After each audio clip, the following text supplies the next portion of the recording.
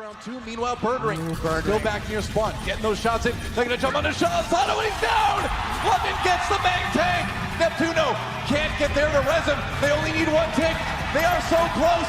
Philly desperate, but there goes Proko. And London Spitfire have done it. They will fly high as your Overwatch League champions. Oh my gosh, they actually did it. After a lackluster second half to the season caused most fans and analysts to count them out, the London Spitfire caught fire at just the right time, blowing their way through the playoff bracket, and here they stand in front of a sold-out Barclays Center as the first ever Overwatch League champions. History had been made. But as amazing as that moment was, and as much as the Spitfire and their fans wish that they could pause on that moment forever, time stops for nobody. And eventually, Season 2 was upon us. The London Spitfire entered Season 2 facing a completely new challenge, playing in the Overwatch League with the expectations that come with being the defending champions. Did they live up to those expectations? Not really.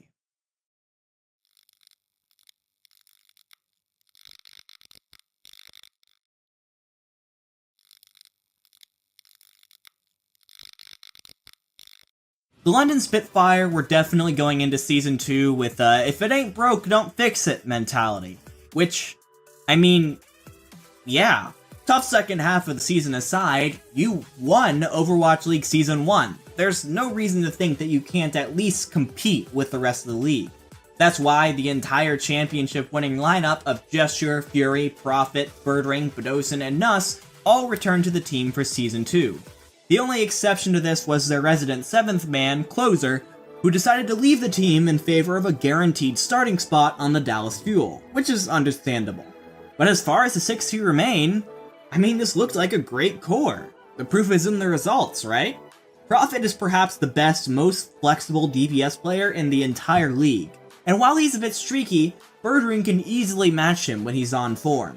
It could easily be argued that Fury is the best off-tank in Overwatch League, Gesture is in the conversation at main tank, Badosin was probably the second most talked about flex support after Jonak himself, and Nuss was a reliable backbone to keep it all together. Of course, that doesn't mean there weren't any new additions. The minimum roster size was 8 after all, so the first new member of the Spitfire was Guard. Guard is a very capable DPS player, known as a Sombra specialist mostly, who was formerly from Element Mystic. Most didn't think that he would ever get the starting spot over Birdring or Prophet, but he was a very good backup DPS player, should anything go wrong. The second new player was Krillin. Now, Krillin is a very interesting case, as he has little to no top-tier competitive Overwatch experience before the Spitfire. The most he had was on a team called Crusher, a team that came in last place in Korean Contenders 2018 Season 1 trials, and couldn't even make it out of Open Division in the next season. But apparently he was really impressive in the Spitfire's Open trials. So he's definitely a backup for now with someone like Badosin at flex support, but the Spitfire obviously liked what they saw, and they took a chance on him thinking that he could develop into something special, and I do applaud them for that. And there was a change at the top, too. Coach Chang left the team over the offseason in order to take a job at the Seoul Dynasty, and replacing him was Coach 815. Now, if you just looked at his track record in Overwatch, you wouldn't be too impressed. 815 was the head coach of MVP Space, a Korean Contenders team that often had to fight their way back into Contenders through Contenders trials, but, as I'll let Monty explain, that doesn't mean he's never had success at the highest levels of esports. It says right here, began coaching in We Made Fox in 2007. Now, We Made Fox is a very prominent Brood War team. So he began his coaching career then, and then later made the switch to one of the top StarCraft 2 teams in the early days of StarTale. He won multiple titles over at StarTale, the team that became the Afrika Freaks in League of Legends and StarCraft later on, but he won many, many titles through 2013, as you can see here in their press release.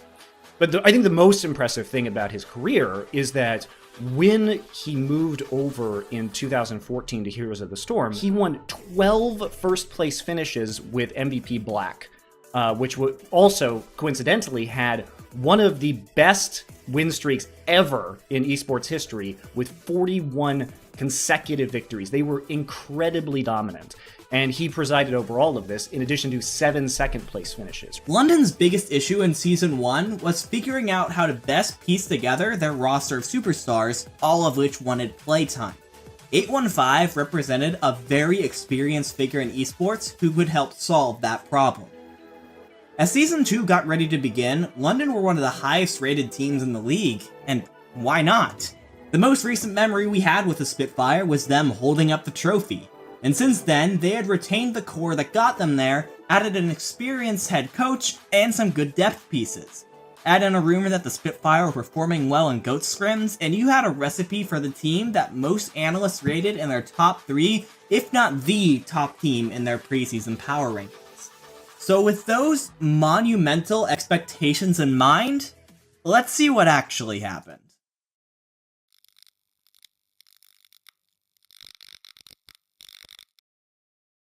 The first game that the Spitfire faced was a finals rematch against the Philadelphia Fusion. The Fusion hadn't changed much either, so it makes a lot of sense to favor the Spitfire over them given the finals result, but they ended up losing this time, 1-3. Okay, that's fine, it's the first game. Their second match was a battle for Europe against the Paris Eternal. Again, the team that won Overwatch League and has been playing together for a year against a brand new team. Definitely London favored on paper, but once again, the Spitfire would lose 1-3. What's going on? Well, it seemed like any rumors of London being really good at GOATs was greatly exaggerated.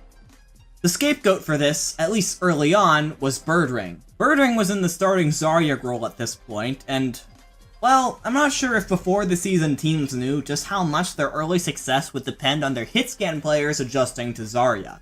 I mean, when you look at the teams who were doing the best in Stage 1, they had that star Zarya, like Siominsu for the Titans, Nene for the NYXL, Sinatra for the Shock. Birdring wasn't that. Work here. So Gesture drops to the floor, and this is really what I want to highlight, is that Gesture's in no position to be taking a bubble right now.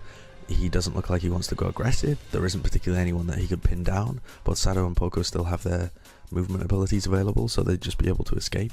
And it's not like he's like diving deep into the backline or something, or they're taking like a direct head-to-head. There's really no reason for Birdring to use his bubble here, I think. And so Gesture goes forward, and immediately there's a bubble. I mean, this isn't a bubble to peel, it's a bubble to like relieve some pressure on Gesture as he goes and uses his hammer rather than having his shield up. But it's just so unnecessary. And he's going to walk past the shield, because that was a recent change, and bash Gesture. Okay, so EQO needs some kind of protection to be able to get in, even though they're in a graph, they could just kill him. So EQO needs a little bit of protection, maybe a bit of peel, to come forward, walk past the shield, bash Gesture. As the Diva Bomb from Poco lands on top of them, boom, they're all dead. The Brigitte shield bash could just be totally blocked if Birdring had kept hold of this bubble.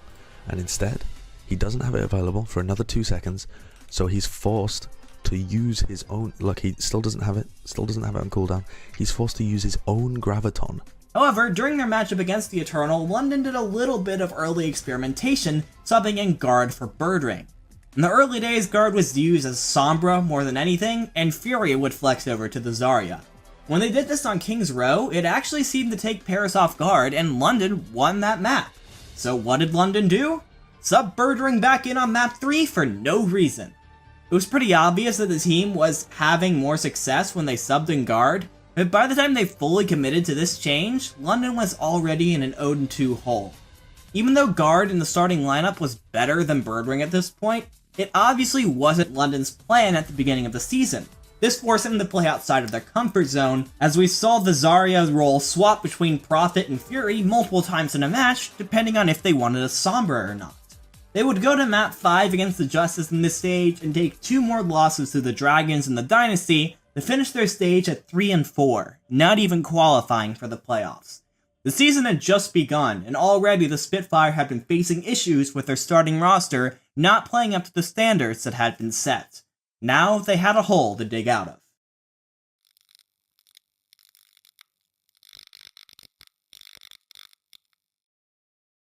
But over the course of Stage 2, London seemed to put things together. They came out of the gate with a new look, putting Birdring back into the lineup, but when it was Goat's time, he played Brigitte, letting Prophet take the reins on Zarya. This setup by itself seemed to work a lot better than anything that they had tried before. Having Birdring in, just on a slightly different role, allowed them to retain the synergy that they had built over a season.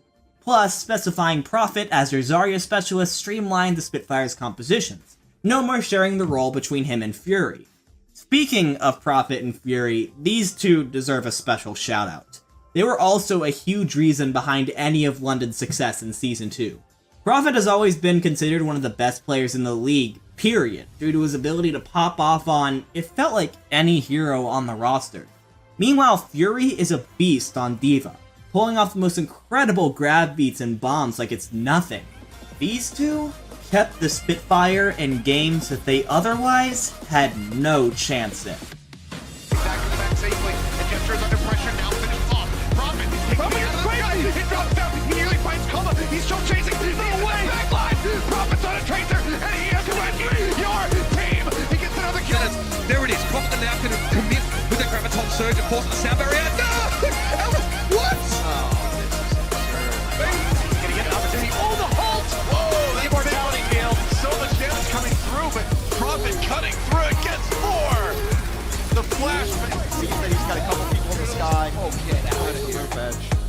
So sick. Convert this into something. Yep. Like a full hold, another barrage now online from Prophet. His way back, gets topped up, jumps in the back as they halt everybody together. Oh, the combo is old as time. Jester, or rather Fury in this situation.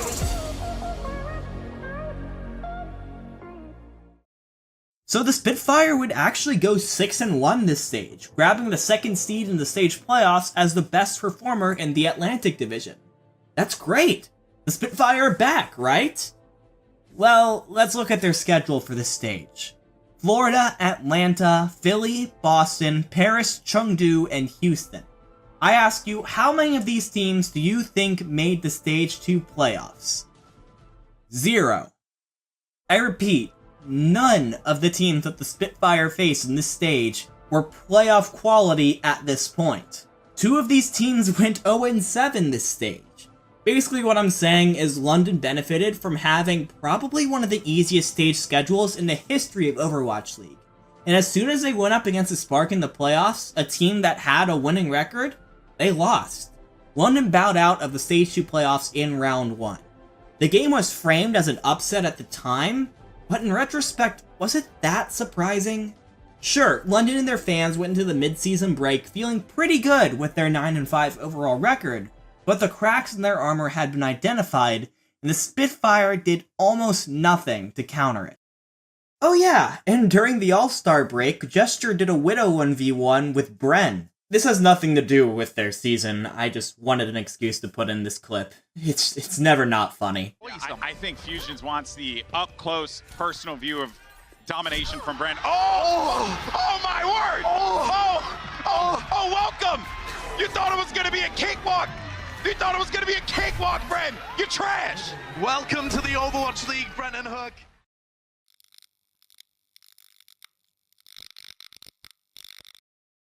Well, to be fair, the Spitfire did one thing. Near the end of Stage 2, they added another veteran presence in Quatermain. Quatermain has had a long history in Overwatch, competing in the very first seasons of Apex as a member of Afrika Freaks Red, and then Kongdu Uncia. Having another main support on the team was nice. The Spitfire could really use a switch up in their style. Stage 3 was tough. Among them was defending Stage 2 champions Shock and the NYXL. Twice. It was here where we started to realize that London really couldn't compete against the best teams in the league. London has always been a team defined by their individual talents rather than their team-wide synergy. They would always play aggressive and play for picks instead of playing around their teammates. That's not necessarily a bad thing when you're playing a meta like Dive or Double Sniper, when you can rely on those pop-off moments. But in GOATS? Good luck. GOATS brought the needle back into the other direction more than we've ever seen. You would hardly ever see an individual pop-off play. Instead, team coordination determined the winner more often than not. This ended up being trouble for the Spitfire, who continued on with this individual first mindset even when it obviously wasn't working. Players would constantly look for that hero play that could win their team the fight, but doing this would actually put their teammates in vulnerable positions that the enemy took advantage of. While they may have started out comparable to the top teams in the league, over the season, teams like the Shock, Titans, Spark, and NYXL really nailed down their coordination and improved. Meanwhile, the Spitfire never got much better. Players like Gesture, Bedosin, and Nuss might still be some of the most mechanically skilled players in the game, but the lack of team coordination behind them made them look stupid, for lack of a better word. London lost all 3 of the games that I mentioned before, and also took a 4-0 loss to a surging Valiant team. This resulted in their second 3-4 stage of the season. Now, because of their great Stage 2 record, the Spitfire was still sitting pretty at an overall record of 12-9. It would take a pretty monumental collapse for them to miss the playoffs at this point. And maybe that's why the Spitfire as a team just seems so nonchalant about their situation. Last season, the Spitfire again did barely enough to make the playoffs, but they turned it on when it really mattered. There was a bit of an expectation that maybe history was repeating itself, that when London had their back against the wall, they would flip the switch and burn through everyone. It was just a matter of when. I'm sure it'll be any second now.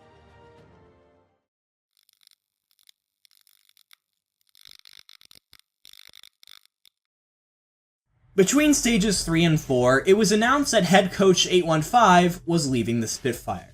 In the end, this does make sense. As much as I liked 815 initially, he ultimately failed to glue the team together like he was brought on to do, leading the Spitfire to stagnate for the entirety of GOAT's lifespan, stuck in the same spot while other teams surpassed them.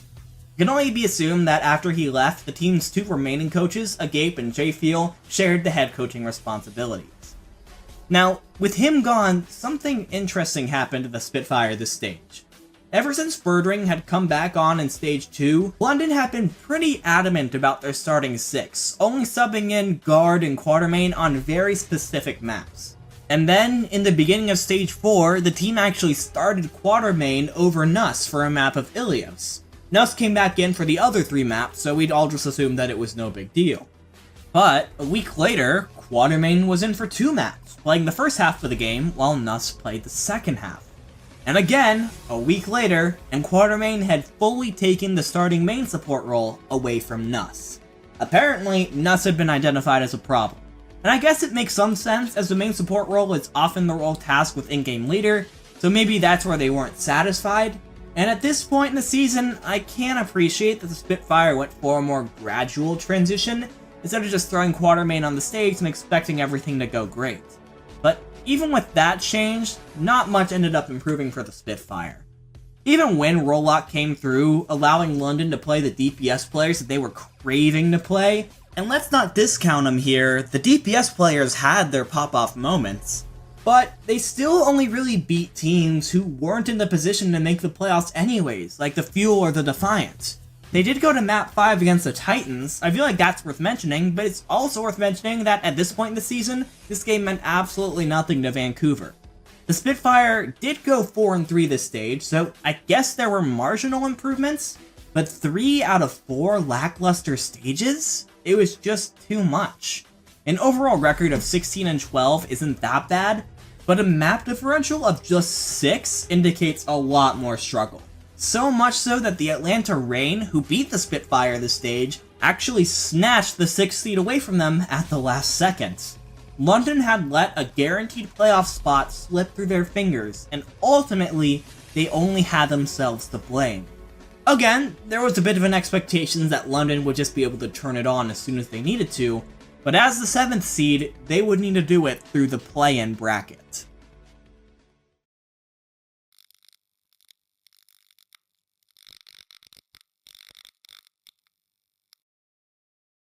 As the 7th seed, London got a bye through the first round of the play-ins and had the advantage of playing the lower seed for a full playoff spot. This ended up being the 11th seeded Dragons, and man, this game was honestly great from a spectator's perspective. A 7-map series that went to an 8th map due to a tie, Shanghai crawling themselves out of a 3-1 deficit and getting just 1 fight away from an upset before London flashed that clutch potential that we all know that they had to steal it away. It was awesome, but it didn't inspire confidence in the Spitfire. If the 11th seed was able to play them that close, then how would they survive against the second seed in the main bracket? Short answer, they couldn't. Against the NYXL, London fell 4-1. To be fair to them, they kept it close on a few maps, but New York was on a mission, and always came out with the upper hand. They went to the losers bracket, where in a shocking turn of events, the Shock were sent down by the Rain to face them. Laugh! Now, defenders of the Spitfire will say that London was dealt a bad hand in this double elimination bracket. Having to go up against two of the top 3 teams in Overwatch League right in a row is not an easy task. And they wouldn't be wrong, but here's how I see it. In Season 1, the Spitfire were underestimated in the playoffs, counted out, but found their stride when their backs were against the wall to win the league. Everything that had happened up to this point, every loss the Spitfire took, was paired with the expectation that London had everything under control, and they would just go on a winning streak again when they absolutely had to. Now, they absolutely had to. This was the time to prove once again that with their backs against the wall, the London Spitfire could compete with and beat the best teams in Overwatch. They didn't do it. It wasn't even close. The Spitfire lost 4-0, bowing out of the playoffs without a single win in the main bracket. The London Spitfire finished Overwatch League Season 2 in 7th place overall.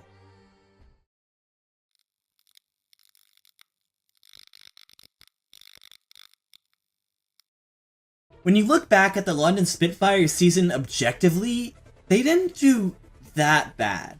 I mean, they were never awful at any particular point in the season. In fact, they actually had a really good Stage 2, which they rode all the way to a playoff berth and even got through the play-ins bracket, placing them securely as a top 8 team.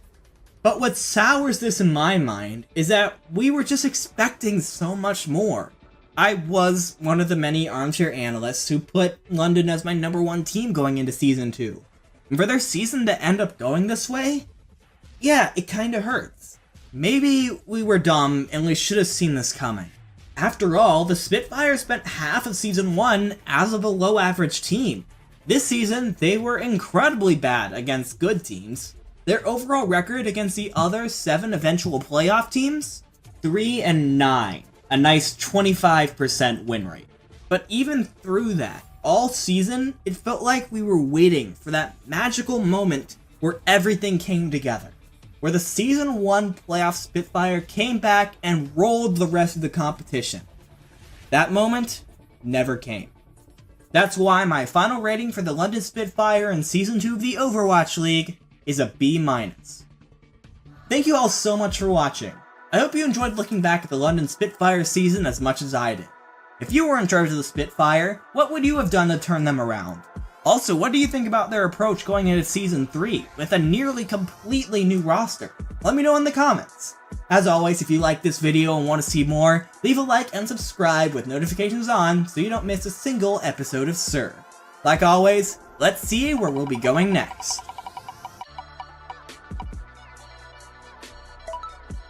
Alright, Seoul it is. These guys had almost as high expectations behind them as London.